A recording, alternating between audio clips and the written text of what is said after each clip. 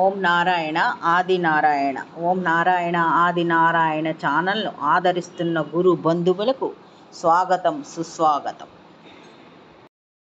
ఓం నారాయణ ఆది నారాయణ. ఓం శ్రీ భగవాన్ వెంకయ్య స్వామి నన్మ. ఆశ్రిత జనరక్షకుడు, దీనజన బాంధవుడు, అవధూత శ్రీ భగవాన్ వెంకయ్య స్వామి వారి పాద పద్మములకు నా ప్రణామములు. సమస్త సగుణ రూప నిర్గుణ రూప గురుదేవుల పాద పద్మములకు నా నమస్సుమాంజలి. ఈనాటి దివ్యానుభవంలో శ్రీ పెసల సుబ్రహ్మణ్య మాస్టర్ గారి భక్తులు మరియు శిష్యుల అనుభవములు స్మరించుకుందాం. ఇప్పుడు స్మరించుకునే ఈ అనుభవంలో శ్రీ పెసల సుబ్రహ్మణ్య మాస్టర్ గారి సర్వజ్ఞత్వం మరియు వారు సకల గురుస్వరూపం అని మనకి తెలుస్తుంది. అవి ఇప్పుడు స్మరించుకుందాం. ఇప్పుడు శ్రీ పెసల సుబ్రహ్మణ్యం మాస్టర్ గారి సూక్తులు స్మరించుకుందాం. ముందుగా, సత్సంగం చక్కగా చెయ్యండి. అది కేవలం మీ ఉన్నతి కొరకు భగవంతుడు అనుగ్రహించిందిగా హృదయపూర్వకమైన ప్రేమతో భావించండి.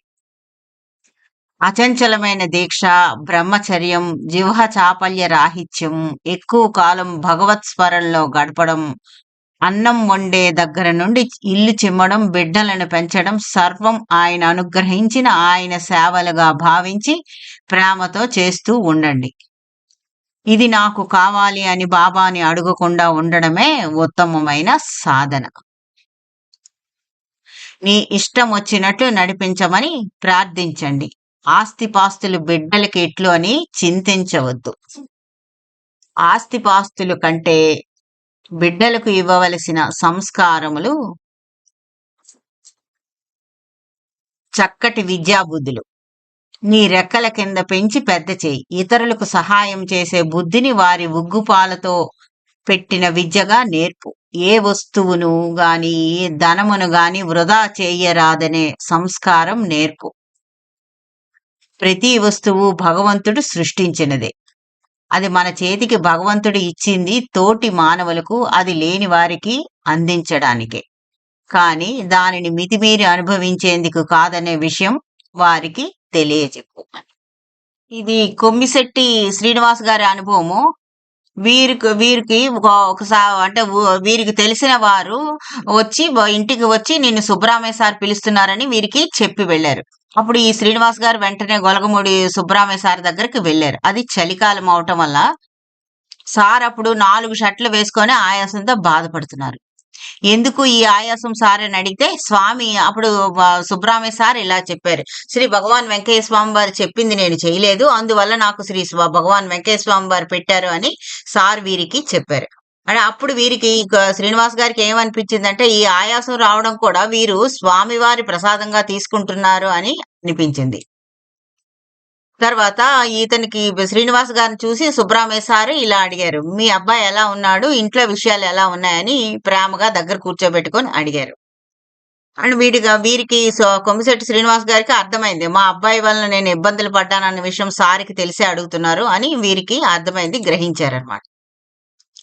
ఒకసారి అదే విధంగా వీరు ఈ శ్రీనివాస్ గారికి చెప్పారు, కుటుంబంతో సహా నీవు గొలగమూడి వచ్చి ఉండు అని చెప్పారు.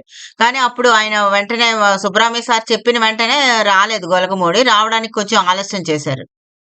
అక్కడ ఉన్నారు. దాంతో వారికి బంగారం పోయింది. అంటే అప్పుడు శ్రీనివాస్ గారు ఈయన సార్తో చెప్పారు, మీరు చెప్పినట్లు నేను చేసినట్లయితే ఇబ్బందులు ఏమీ ఉండేవి కాదు కదా అని బాధపడ్డారు. కానీ ఇప్పుడు సుబ్రహ్మణ్య సార్ గాని స్వామివారు గాని చెప్పిన వెంటనే చేస్తేనే కదా మంచి ఫలితం ఉంటుంది. తర్వాత ఈయన పొత్తూరు వెంకటేశ్వర గారు హైదరాబాద్ లో ఉంటారు కదా, వీరికి అబ్బాయి పుట్టారు. ఇప్పుడు పేరు పెట్టే విషయమే సార్కి పేర్ల గురించి తెలియదు కదా అని సార్కి వీరు సుబ్రహ్మణ్య సార్కి వారి ఏమీ అడగలేదు, సుబ్రహ్మణ్య సార్ సలహా ఏమీ అడగలేదు. కానీ సారు అతనితో ఇలా చెప్పారు, మీ పిల్లవాడికి వెంకట అని పెట్టి తర్వాత ఏ పేరైనా పెట్టుకో అని అన్నారు. అంటే ఈయన వెంకటేశ్వరరావు గారికి ఇంటి ఆచారం ప్రకారం ఇలవేల్పు వెంకటతో ప్రారంభం కావాలి. ఆ విషయం సారికి తెలుసు అని వెంకటేశ్వరరావు గారికి అర్థమైంది. ఆ తర్వాత సార్ చెప్పినట్లే వారు చేశారు.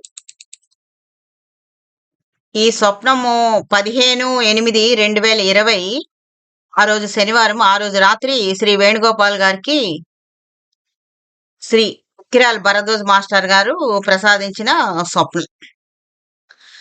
ఆ స్వప్నంలో శ్రీ ఎక్కిరాల భరద్వాజ్ మాస్టర్ గారు వీరికి ఈ విధంగా చెప్పారు, శ్రీ కసుమూరు మస్తానయ్య స్వామి, శ్రీ సుబ్రహ్మణ్య సారు ఒకటే అని చెప్పారు ఆ స్వప్నం. ఆ స్వప్న ఉదంతం ఇలా ఉంది. వేణుగోపాల్ గారు గొలగమూడిలో ఉన్నారు. వారికి తెలిసిన మిత్రుల ద్వారా శ్రీ భరద్వాజ్ మాస్టర్ గారు విద్యానగర్ వచ్చి ఉన్నారని తెలిసింది. విద్యానగర్ వెళ్లి మాస్టర్ గారిని దర్శించుకోవాలి అని మనసులో అనుకుంటూ ఉండగానే మళ్ళీ అతనికి మిత్రుల ద్వారానే తెలిసింది. మాస్టర్ గారు గూడూరు మీదుగా ఒంగోలు వెళ్ళిపోయారని. అంటే ఇదంతా స్వప్నంలోనే జరుగుతుంది. ఇప్పుడు వీరిలా అనుకున్నారు. అయ్యో! మాస్టర్ గారిని చూసి నేను చాలా కాలం అయింది కదా! దర్శించుకోలేకపోయానా అని వారు కొంచెం ఆవేదన చెందారు. అలాగే స్వప్నంలో 2 రోజులు గడిచిపోయాయి.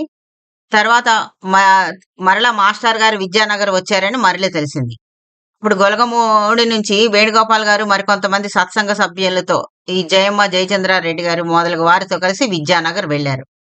వారు ఆ దంపతులు మాస్టర్ గారు ఉండే తపోవనం లోపలికి వెళ్లారు. వీరు మాత్రం వేణుగోపాల్ గారు మాత్రం బయటే ఉన్నారు. మాస్టర్ గారు ఎప్పుడు నిల్చుని ఉండే చెట్టు కిందే మాస్టర్ గారు నిల్చుని ఉన్నారు. వీరు అక్కడే మాస్టర్ గారిని దర్శించుకున్నారు. పాద నమస్కారం చేసుకున్నారు. చాలా కాలం అయింది కదా అని అనుకున్నారు. తర్వాత మాస్టర్ గారు మళ్ళీ లోపలికి వెళ్ళిన తర్వాత కూడా మాస్టర్ గారికి ఎకిరాల భరద్వాజ్ మాస్టర్ గారికి తనివి తీరా పాద నమస్కారం చేసుకొని కుడి అరికాలి భాగాన్ని వీరు ముద్దు పెట్టుకున్నారు. మాస్టర్ గారు కుడి అరికాలి భాగాన్ని ముద్దు పెట్టుకున్నారు వేణుగోపాల్ గారు. ఇంతలో మాస్టర్ గారు వీరితో ఇలా అంటున్నారనమాట. కసుమూరు దర్గాలో ఉన్నది ఎవరు అనుకుంటున్నావు? సుబ్బరామయ్య మాస్టర్ గారు అని చెప్పి మహాత్ములు సేవించు అని ఒక కొబ్బరికాయ వీరికి వేణుగోపాల్ గారికి ఇచ్చారు. సమాధికి అర్పించు అని చెప్పారు. ఆ తర్వాత ఎక్కిరాల భరద్వాజ్ మాస్టర్ గారి మీద పూర్తిగా విశ్వాసం లేని ఎవరో ఒక అపరిచిత వ్యక్తి కూడా అక్కడ కనిపించారు. మాస్టర్ గారు విదేశాల నుంచి తిరిగి వచ్చి అందరికీ గిఫ్ట్లు ఇస్తున్నారు. వేణుగోపాల్ గారికి 2 పెన్నులు, 2 బ్రష్లు, 2 స్పూన్లు ఇచ్చారు. ఆ అపరిచిత వ్యక్తికి మాత్రం 2 పెన్నులు, 2 స్పూన్లు ఇచ్చారు. ఆ ఇచ్చిన తర్వాత ఆ వ్యక్తికి కూడా మాస్టర్ గారి మీద భక్తి శ్రద్ధలు ఏర్పడ్డాయి. అప్పుడు మాస్టర్ గారు వీరికి ఆ సమయంలోనే ఆ స్వప్నంలో ఇలా చెప్పారు. సుబ్బరామయ్య సారు నీ గురువు, వారిని గొప్పగా సేవించుకో అని ఎకిరాల భరద్వాజ్ మాస్టర్ గారు వేణుగోపాల్ గారికి చెప్పారు. అని చెప్పారని వారికి మనసులో అనిపించింది అనమాట. అంటే వేణుగోపాల్ గారికి సుబ్బరామయ్య సారు నీ గురువు, వారిని గొప్పగా సేవించుకో అని మాస్టర్ గారు చెప్పినట్లు వారికి మనసులోనే అనిపించింది. అదే విధంగా మాస్టర్ గారు ఇచ్చిన గిఫ్ట్లు 2 బ్రష్లు సాయి మాస్టర్ నిలయాన్ని శుభ్రంగా ఉంచమని, 2 స్పూన్లు అక్కడికి వచ్చిన భక్తులకి అన్నదాన కార్యక్రమం నిర్వహించమని, 2 పెన్నులకు సంకేతంగా శ్రీ సుబ్బరామయ్య మాస్టర్ గారు రాసిన పుస్తకాల ముద్రణ ప్రచారం కొనసాగించమని మాస్టర్ గారు చెప్పారనే భావన వీరికి స్ఫురించింది. అంటే వీరికి ఆ విధంగా ఆత్మ ప్రేరణ మాస్టర్ గారు స్వప్నంలో వీరికి కలిగించారు.